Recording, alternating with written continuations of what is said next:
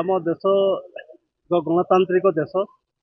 ଏ ଦେଶ ଗଣତାନ୍ତ୍ରିକ ଅନୁସାରେ ପରିଚାଳିତ ହେଉଛି।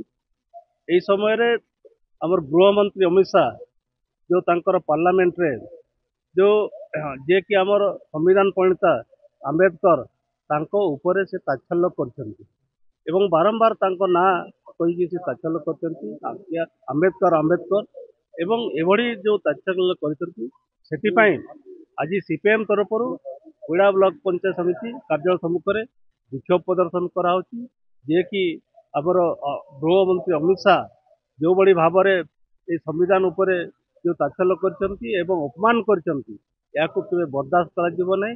କେବଳ ଏଠିକା ନାହିଁ ଭାରତବାସୀ ତାକୁ ନିନ୍ଦା କରୁଛନ୍ତି ଏବଂ ଏହି ଅଧିକାର ବଳରେ ଆମର ଏହି ଦେଶ ଚାଲିଛି।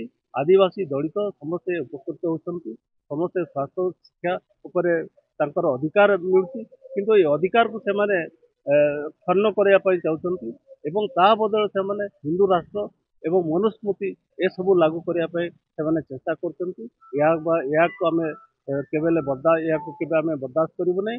ଏଣୁ ଏହାର ପ୍ରତିବାଦରେ ବିଶେଷ କରି ଅମିତ ଶାହ ତୁରନ୍ତ ଇସ୍ତଫା ଦିଅନ୍ତୁ ଏବଂ କ୍ଷମା ପ୍ରାର୍ଥନା କରନ୍ତୁ। ଏହି ପରିପ୍ରେକ୍ଷୀରେ ଆଜି ଆମର କୋଇଡ଼ା ପଞ୍ଚାୟତ ସମିତି ବ୍ଲକ ସମ୍ମୁଖରେ ସିପିଏମ୍ ତରଫରୁ ଆମର ଗଣବିକ୍ଷୋଭ ଗଣନା କରାଯାଇଛି।